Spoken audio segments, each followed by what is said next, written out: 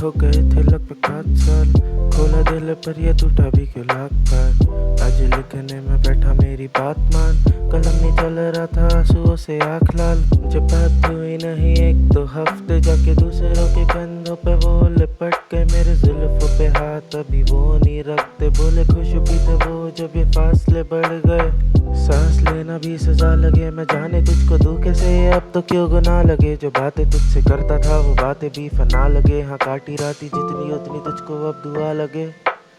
हमारे मिलने पर तुम्हारे नहीं थे, हमारे आंसू क्यों तुम्हारे नहीं थे, हमारी जिंदगी तुम्हारे नहीं थे, हम ठहरे चांद तुम सितारे नहीं थे।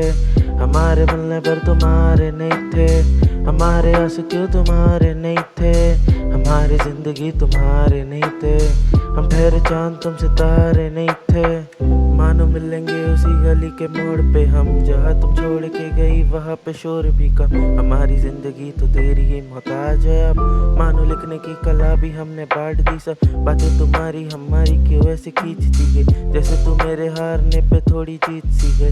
रीत ही नहीं अंदरूनी आवाजें भी चीखती रही, हमारी किस्मत में अश्कों की झोली भीगती रही। मेरे हिसाब से 2 पल की ये जिंदगानी, उसमें से एक तेरा एक मेरी है कहानी।